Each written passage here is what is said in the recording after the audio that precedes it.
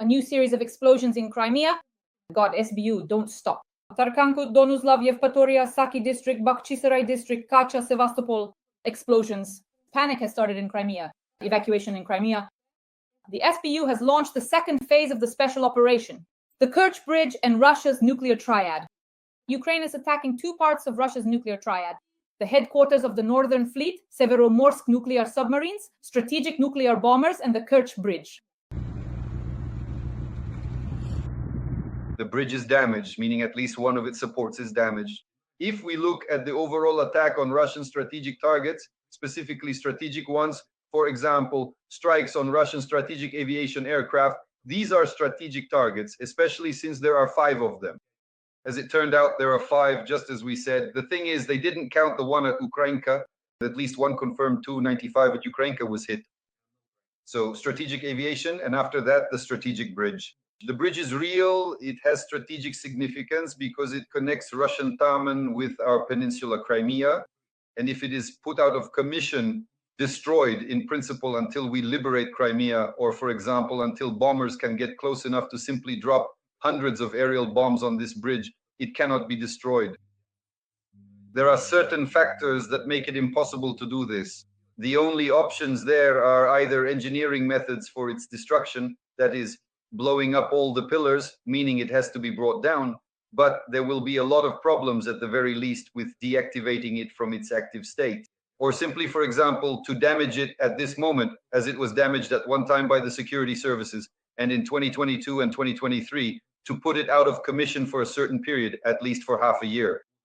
For example, for the duration of the summer campaign, that really is a challenge. Moreover, a significant and strategic strike specifically targeting the crucial Kerch Bridge is intrinsically tied to the very beginning of our comprehensive liberation campaign, which aims to successfully deoccupy the entire Crimean Peninsula from its current occupation.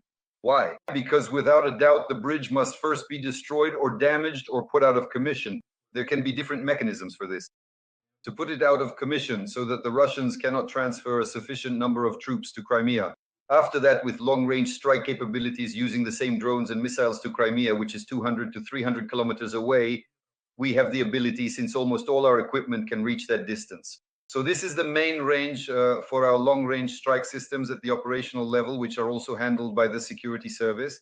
That's why I think the next wave will be strikes specifically on military targets in Crimea, of which there are at least 100 stationary ones currently operating and about 100 mobile ones as well.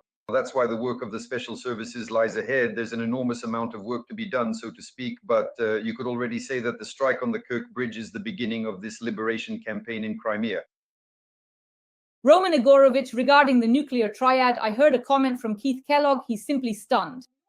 He believes that this is simply a huge, colossal problem for Russia. This is what is called escalation, that Ukraine struck at the nuclear triad of the Russian Federation in 2 components.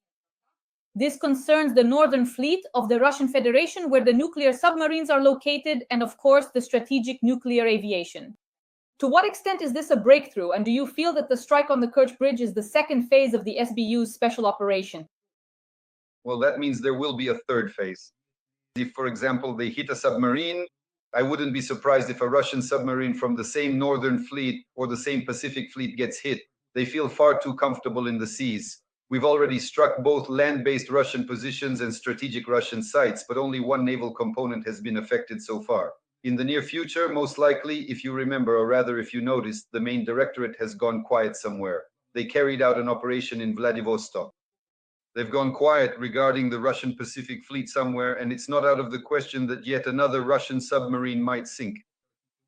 Putin, as always, will say, what happened to the Kursk, to the submarine? It sank.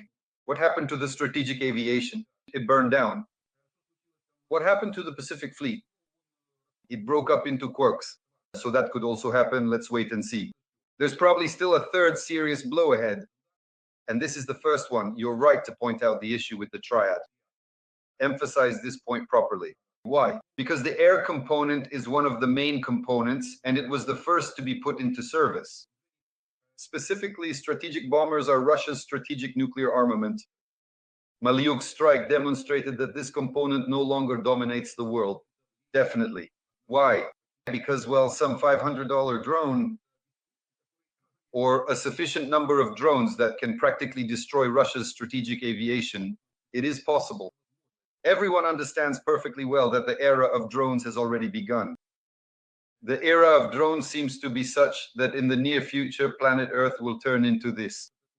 Planet Shelesiak. There is no water, no vegetation, no minerals, populated by robots. That is, it is populated by drones like these. And in the very end, this potential apocalypse could, of course, truly come to life, the one that was once vividly shown in many Hollywood movies. That is to say, this problem really exists in all countries of the world that have invested in strategic security mechanisms.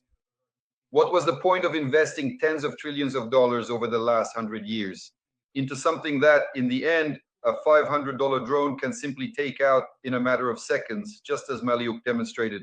That's why I would say that Maliuk and the security service of Ukraine have become the cornerstone at the beginning of a new era in security. Other mechanisms, the real investment should be in robots. By robots, I mean, of course, drones. And drones that are capable of carrying out major tasks with minimal funding. In principle, all these strategies will eventually be rendered obsolete.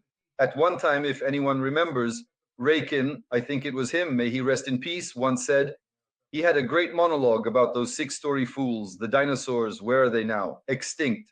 But the cockroach, it's been around for 3 billion, or was it 30 billion years, and it's still alive and well? That's roughly what the next era will be like, something along those lines. In other words, the little bugs we're talking about now, the small drones, they'll keep getting smaller, but without losing their combat effectiveness. And eventually, what will they reach? They'll reach what Putin once recently predicted together with Skabiva and all that Russian media riffraff. Ukrainian combat mosquitoes. You were just laughing about combat mosquitoes? Believe me, when billions of Ukrainian combat mosquitoes invade Russian Siberia or beyond the Urals, let alone up to the Urals, I won't even mention that. Not a single Russian will be left there. They'll be drawn by the scent. And the Russian spirit smells so strong. Oh boy, not a single, no filter can help with that. You have to wear gas masks if Russia or the Russian Federation is anywhere nearby. So naturally, following the scent, these Ukrainian combat mosquitoes will wipe out the entire Russian herd, all this Russian Federation herd that attacked Ukraine.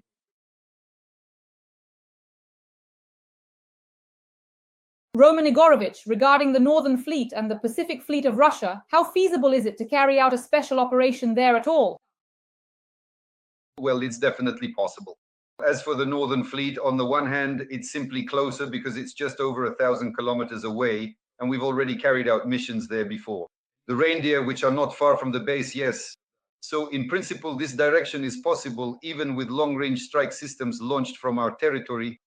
But as for Vladivostok, in fact, in some ways, that's even easier. As you yourself have mentioned, Vladivostok is part of the Green Wedge, the Far Eastern Ukrainian People's Republic, which is populated not by robots, but by Ukrainians, well, people of Ukrainian descent. Genetically, for over 100 years, tens of thousands of Ukrainians were brought there under certain programs, mostly from the Poltava and Chernihiv regions. That's why there's a place called Chernihivka there. For example, I know this from the Airfields. Chernihivka and also Ukrainka, these are our people from Poltava and residents of the Chernihiv region who settled there back in the day.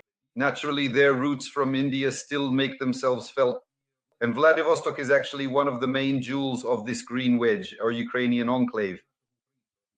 Yes, Vladivostok, of course, getting there is a bit of a challenge. Moreover, if we eventually recognize the government in exile of the Far Eastern Ukrainian People's Republic, it could even sign, for example, agreements with Japan regarding the return of those same disputed islands, so-called disputed, but they're Japanese islands, and even Sakhalin is a Japanese island. So this is exactly the issue that needs to be resolved there. At the same time, of course, pressure should be put on the Pacific Fleet because there are Ukrainians in the fleet as well. Do you really think our warrant officers aren't there? Yes, practically every other one has Ukrainian roots, our solid, deep-rooted genetic tree among the warrant officers. Because in the Soviet army, all the warrant officers were Ukrainians, and all the warrant officers in the Navy were Ukrainians too. So believe me, if it comes down to the survival of our nation, this so-called call of our ancestors will make it possible to sink almost the entire Pacific Fleet. And if we approach our relations with the Japanese and South Koreans correctly, they'll even help us because it's in their interest too. Roman Lenin, when you spoke with military analysts, they said that Topol and Yars are part of the powerful nuclear forces of the Russian Federation. How significant are these assets? And, for example, is the destruction of a Topol or Yars a realistic goal for Ukrainian special services as well, naturally? Well, that's rather difficult, of course. The thing is, these are, after all, the strategic missile forces. That means there's a certain selection process for service there, and there are some aspects related to polygraph testing. So there's very strict control over this component, and it would be very difficult, let's say, to get close enough to destroy these missiles. The Russians will ruin them themselves. You see, they're all pretty clumsy. They'll end up ruining them on their own. The Topol is an excellent, excellent missile. It was first launched, I think, back in the 1980s in the Soviet Union. Later, the Russians refined it to a more or less acceptable state. But the main basic, so to speak, fundamental starting conditions were, of course, still from the Soviet Union. They had some really good stuff back then. And the missile school, especially after our Ukrainian basically put everything into the missile program when, as the General Secretary of the Central Committee, as Khrushchev, he fulfilled this task for Brezhnev. And again, it was the Ukrainians who refined it. So the missile topic was, of course, very seriously developed in the Soviet Union. The Russians picked up on some aspects, but because the Soviet Union collapsed and the components of the overall production cycle ended up scattered across different republics, most of them, by the way, were here, specifically in Ukraine, because we built the same SS-18, the same Satan at Yuzhmash. Naturally, the Topol is a successor of this kind of missile program, especially the Topol-M. It's a pretty good missile. The second one after it is also, well, not exactly a clone, but it's basically the same kind of missile, just with a different warhead, one with multiple independently targetable re-entry vehicles. That's already the Yars, then the Yars RS-24, and then they built the RS-26. They tried to build the Oreshnik, the so-called Rubezh. That's the Rubezh. Putin called it Oreshnik. And the next line, the fourth missile, is the RS-28, which is the Sarmat. But the Sarmat can't even get its rear off the launch silos anymore. Out of 7 launches, there were 6 explosions, and several silos were completely destroyed. So most likely this whole series of missiles is done for. In other words, they won't really have the Sarmat. They'll keep fussing over the Oreshnik like a fool with a rattle, but once its media hype dies down, at least even the ZNO will forget about it. But there are 2 missiles that are serious and problematic for us and for the whole world as well, the Topol and the Yars. They can travel more than 10,000 kilometers. These are intercontinental ballistic missiles. Both the Topol and the Yars have nuclear warheads, and the Yars has multiple independently targetable re-entry vehicles, about 6 warheads, each with its own guidance system. So this really is a serious problem, although probably it's not as much of a problem for us because we're talking about nuclear weapons. The Russians aren't going to use nukes against us. And using a conventional intercontinental ballistic missile against us would be like using a microscope to hammer a lake. So it's not really our problem. It's a problem for NATO generals, for those guys. The Chinese, in other words, these are long-range means of destruction. For us, the main problem is the Iskanders. Iskanders, KN-23s and Kinzhal missiles. That is aeroballistic missiles that need to be neutralized. The optimal way to neutralize the use of these missiles is, of course, to destroy the Russian hydrogen industry, because everything is based on something. It runs on diesel, on gasoline, it flies on aviation kerosene. The hydrocarbon industry needs to be destroyed. Bankova has ensured the safety of the Russian hydrocarbon sector, so this is where the problem lies. It's very difficult to defend against a ballistic missile. We should have had our own a long time ago. It's already the 7th year. We probably could have set up serious production of these missiles by now, but we still haven't seen them yet. Well, we hope that eventually we'll get them, our own ballistic missiles. But the real problem for us, of course, is the Russian Iskanders. So first of all, we need to destroy their hydrocarbon infrastructure, all Russian oil refineries, everything related to fuel production. And secondly, of course, air defense, that is increasing the number of anti-ballistic systems like Patriot and SAMP-T. There is no third option. Roman Nikolaevich, you have always said that we need to turn our attention to the occupied Crimea. And now the SBU has carried out a successful special operation, and then bridges near Melitopol were blown up. These are very important logistical hubs that connect the occupied peninsula with the occupied south of Ukraine. And essentially, it is the lifeline for the enemy's grouping. How do you assess the situation now, with explosions last night and continuing explosions during the day in Crimea as we attack military targets? Please, the floor is yours. They have packed Crimea like sardines in a can with several million Russians from beyond the Urals who were promised something grand there. In other words, they've increased the number of Russian cattle in Crimea. Naturally, they've also packed it with military facilities for almost 11 or 12 years now. Before that, the Russian Black Sea Fleet was based there. We allowed them to do so. Well, mainly our so-called great leaders who thought they could see far ahead. So far ahead, in fact, that in the end, we lost Crimea in the first place. It started in 2014 when we allowed Crimea to be lost. So a large number of Russian civilian occupiers, they are indeed civilian occupiers, are not covered by any protections. None at all, though they don't even know this. Any Russian citizen present on occupied Ukrainian territory is considered an occupier, and none of the conventions that apply to civilians apply to them. That is naturally for us, they are the same kind of occupiers as all the other so-called Russian military combatants who are in Crimea and are subject to elimination. Eliminating them in principle is not that difficult specifically in Crimea. Why? Because Crimea itself is a closed area, squeezed between two seas, the Azov and the Black Sea. In other words, it's practically a ready-made geographic operational cauldron.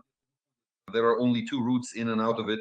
From Taman, it connects via the Kerch Bridge and through land corridors from mainland Ukraine. Mainly, if you look at the railway, it's towards Melitopol through Henichesk. Those branches go there. That's why for us, when liberating Ukraine, it's important to start by liberating Crimea because it's much easier to free Ukrainian territory if we liberate Crimea first. Moreover, it's even easier to liberate Crimea itself.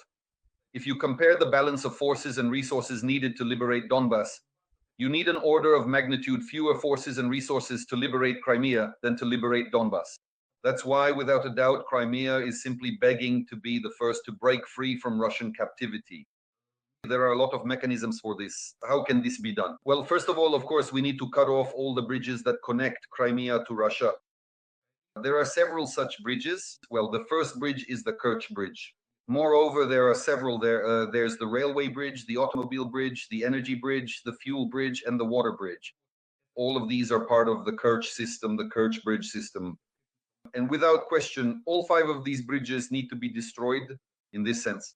The second one, which is next to the Kerch Bridge, is the ferry crossing. The floating docks need to be destroyed. The floating docks, and of course, especially the railway ferries. The third bridge, in general terms, is the so-called sea bridge. That is, these are the same LSTs, large landing ships, which can be used as ferries between the ports, let's say, of the Russian Black Sea coast and our Crimea.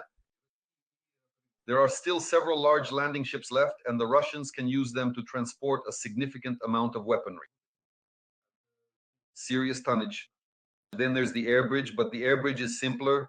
That is, these are planes, these are airfields that can be targeted, and basically the air bridge.